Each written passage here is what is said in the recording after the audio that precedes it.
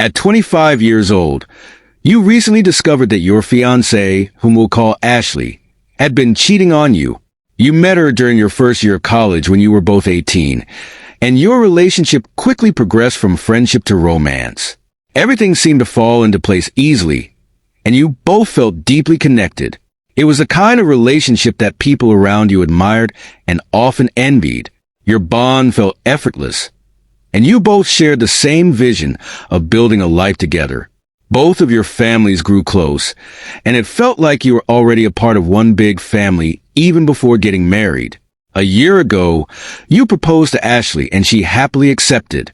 However, after the engagement, things began to change. Ashley grew more distant, and while you initially chalked it up to nerves about marriage, your instincts told you something was wrong. You trusted her, especially during her frequent nights out with friends, even though her outings had become more frequent since your engagement. You weren't much into the clubbing and drinking scene, but you didn't think anything of it since you believed in her faithfulness. Last week, one of Ashley's friends reached out to you. She explained that Ashley had been feeling anxious about getting married and felt she hadn't had the opportunity to explore other romantic options before settling down. According to her friend, Ashley had been flirting, dancing, grinding, and even making out with other men during these nights out.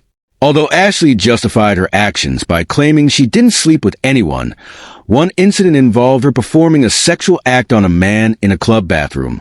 This friend sent you pictures and videos to back up her claims, which made your heart sink. This revelation hurt deeply, especially because Ashley knew about your past with cheating, how your high school ex had cheated on you, and how it nearly broke you. Knowing this, she still chose to betray you, and the pain you felt was overwhelming. Despite wanting to collapse emotionally, you decided to take action. You took 2 days off from work and began covertly moving your things out of the apartment you shared with Ashley, with help from your brother. You wanted to leave without a confrontation, so you gradually moved non-essential items first, making up excuses to Ashley about why things were disappearing. On the second day, you packed up the rest and moved out completely by the time she returned from work. Once you left, you cut off all contact with Ashley and her family, choosing to avoid any communication. When Ashley came home and discovered that you had left, she reached out to everyone you both knew, including your friends and family. Some of them started blowing up your phone, calling you names and accusing you of being the bad guy in the situation.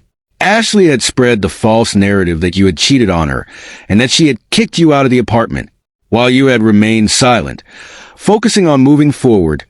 This situation made you question whether your decision to leave without an explanation was the right one. You reached out to your parents, who supported your decision, but your brother and sister-in-law began to doubt whether you had handled it the right way. Despite the backlash, you initially decided not to engage with Ashley or her side of the story. However, after receiving advice from friends, you reconsidered and decided to reach out to her parents. You explained the situation and sent a detailed message to your close friends and family to clear your name. Although you chose not to share the compromising pictures and videos, those close to you believed your side of the story without needing any further proof.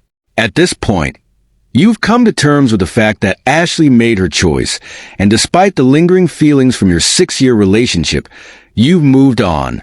You're still hurt, but you feel that you've done the right thing by walking away, cutting off communication, and clearing your name with those who matter most to you. The situation began when I decided to cut ties with my ex-girlfriend. After reflecting on our relationship, I realized it was necessary to reach out to her parents, whom I had grown close to during our time together. I considered her mother like a second mom, and she viewed me as a son. So, I messaged her mom, who was understandably upset with me for disappearing from their lives without explanation, but she agreed to meet up. I felt it was important to have this conversation face-to-face, rather than through a cold email. We chose to meet at a diner we used to frequent for breakfast, a place that carried many memories. The meeting was emotional. Her parents were hurt that I had cut them off without warning, and I could sense their disappointment. I listened quietly as they expressed their feelings, understanding their perspective and feeling the weight of my decision.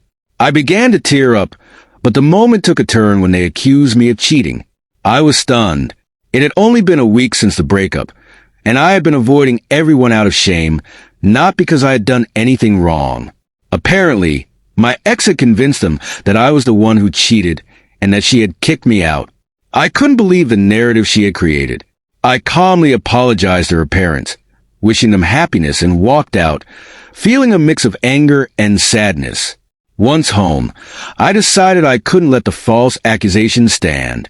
I wrote a detailed email titled, "For Your Reading Pleasure," attaching various pieces of evidence that would reveal the truth.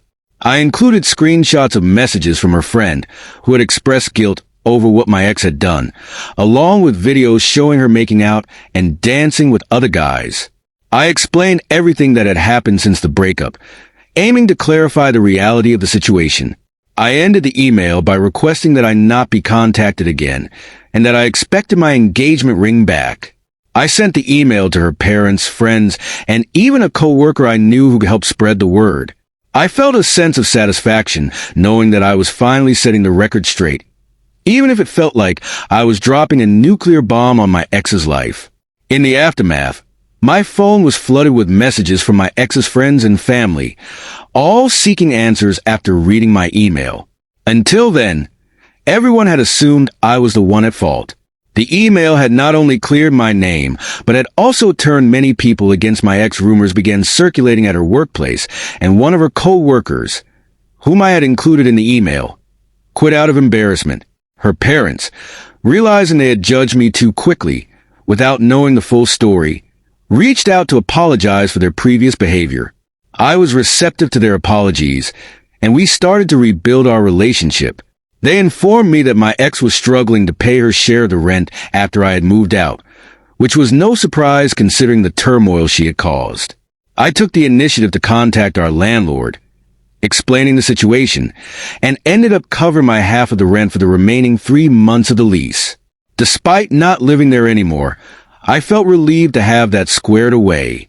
As news of my ex's deceit spread, many of our mutual friends began distancing themselves from her. It became apparent that her manipulation had hurt not just me, but others as well. Some of her girlfriends, who had been aware of the situation, stopped talking to her too. It was interesting to see how quickly loyalties shifted once the truth came out.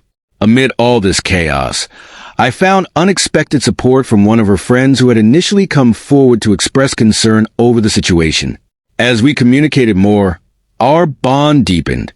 What began as a supportive friendship blossomed into a romantic relationship. We discovered that we shared many interests and dreams, which naturally brought us closer together. I realized that she is genuinely kind and loving, and though some may view this as a rebound, I felt a real connection with her. I've cut off all contact with my ex, who, I've heard, is furious that I've ghosted her and is seeking closure. She claims my silence is torturing her, but I find it ironic that she feels that way considering the emotional turmoil she put me through. I'm content with my decision to sever ties and feel no urge to reconnect. Overall, life has taken a positive turn for me. I'm in a fulfilling relationship with an amazing person, and I've received immense support from family and friends who stood by me through this ordeal. It's refreshing to see who truly cares about me. I feel like I'm finally moving on from the heartbreak, and I'm grateful for the closure I've achieved. As for my engagement ring, after some back and forth, I managed to get it back from her, even having to threaten legal action.